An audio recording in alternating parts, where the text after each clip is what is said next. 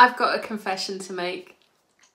I actually think about the Camino de Santiago every single day. It's hard not to.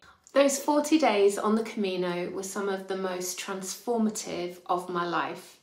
It's been now exactly 1 year since I finished my first Caminos. I walked both the Camino Frances and the Camino Finisterre, and since then I've done a lot of reflecting. People often ask me some big questions about the Camino. Questions like, does walking the Camino change a person?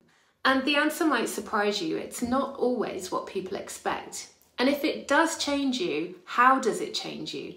Does it have a lasting impact when you return home? And was it worth the time and the financial investment? And do people struggle to adjust to normal life afterwards? In this video, I'm going to answer these questions from my personal experience.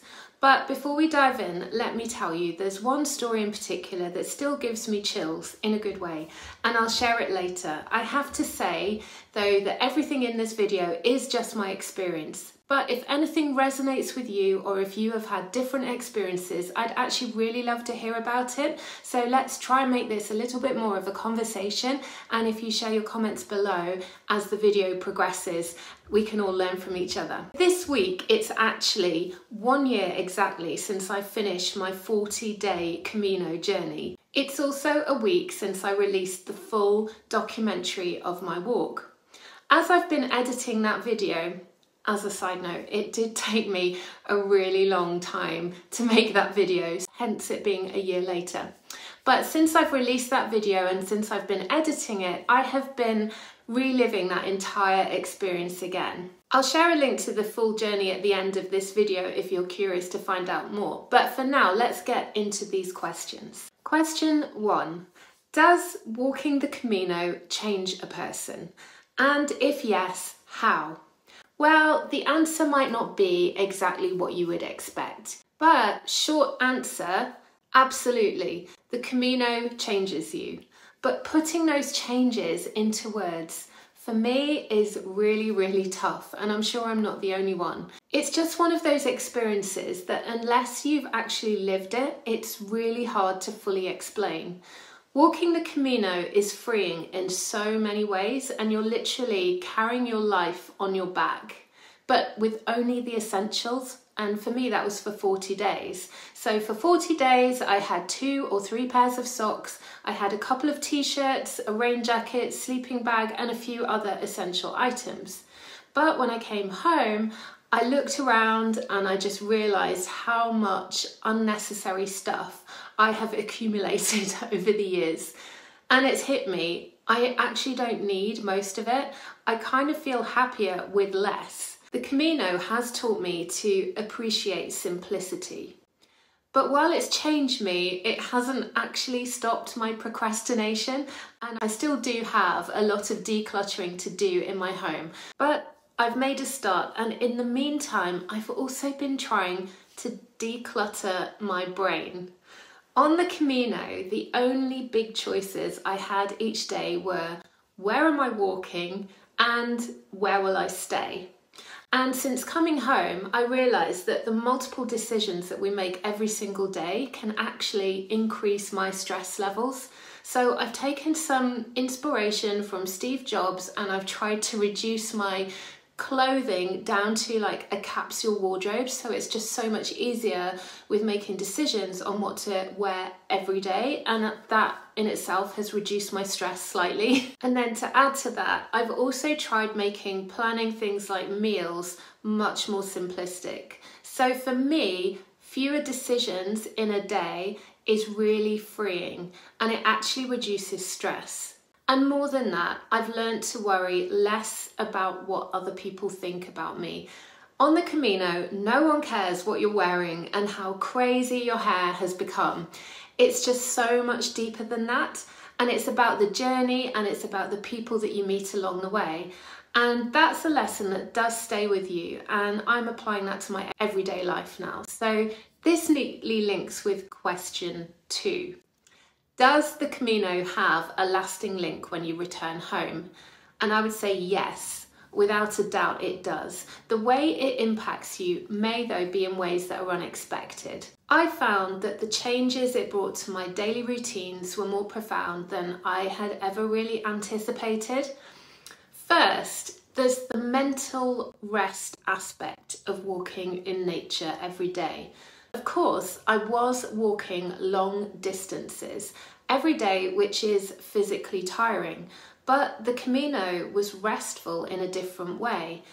One lasting impact for me is the way that I now prioritise time in green spaces on a daily basis, if possible. I've always loved being outside, but the Camino really reinforced how vital it is for both my mental and my physical well-being. And now I make it a point of spending time in nature every day if possible, whether that's a short walk in the park with my dogs or just sitting next to some water. It helps me switch off from the day-to-day work stresses like emails, queries, deadlines, etc. And it's a habit that I picked up on the Camino and I've carried into my everyday life now. On the Camino, the simplicity of being immersed in nature, the ability to disconnect from the constant demands of life was an absolute gift.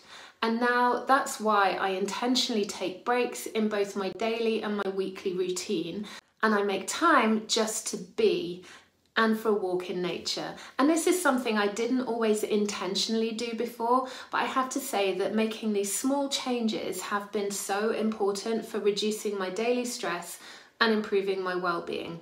And there's also something about the rhythm of walking day after day that sticks with you. I've found that I crave that simplicity and routine, so I've continued to hike and walk since returning home. The Camino wasn't for me a one-time thing.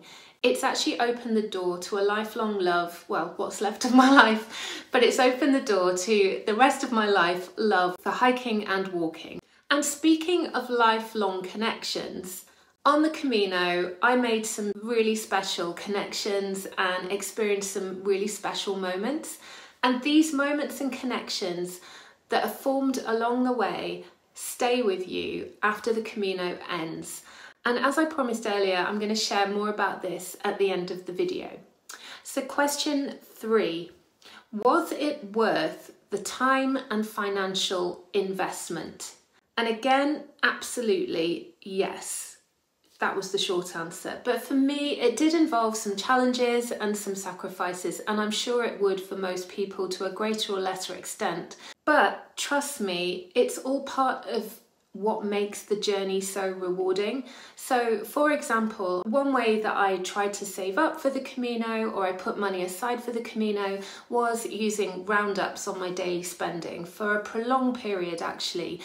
So then every day there was money being put aside to go towards like a pot, which was my Camino fund. So that was partly how I financed it, but then there was also the time commitment, and I had to negotiate with colleagues at work to take such a large amount of leave in one go, and I actually even purchased some extra leave. But these sacrifices did help me realise my dream of walking a long Camino and taking on this serious mental, physical, emotional and spiritual challenge that I knew would have a lasting impact on my life and also those around me.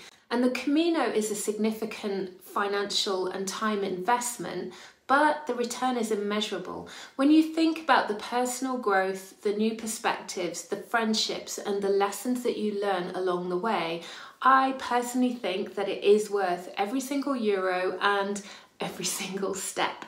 So if you're on the fence about doing the Camino because of the cost or because of time away from work or home, I can only say this: if you can, invest in yourself. The Camino isn't just a holiday or a vacation or a challenge. It's a journey that stays with you long after your feet stop walking.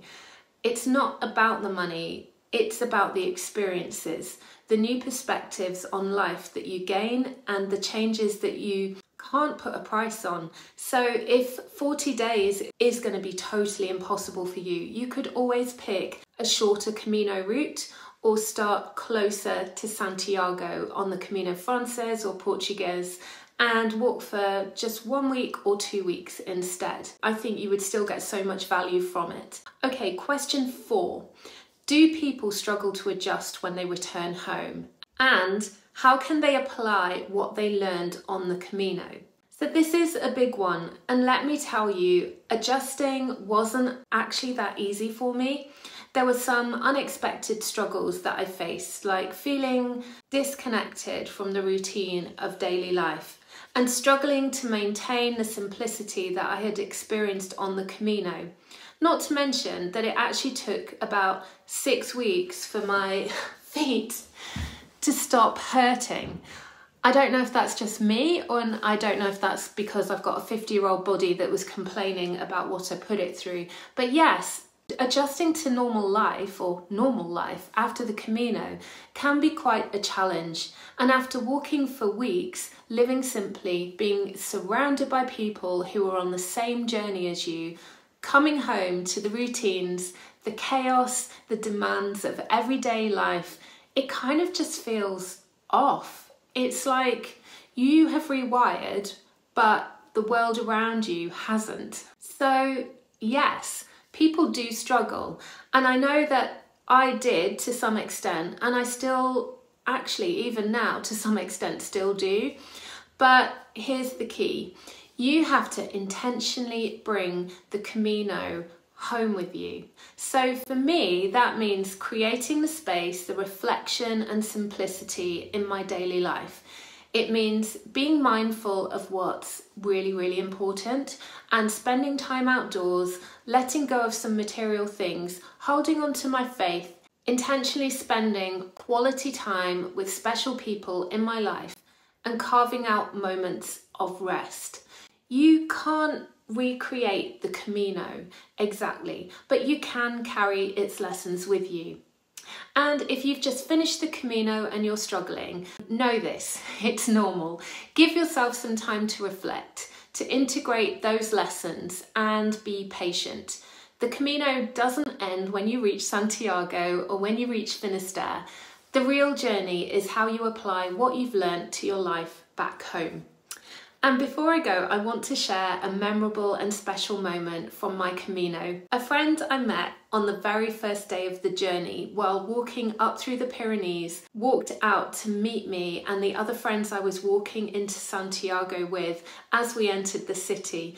And it was a really emotional reunion that captured the deep connections that form along the way.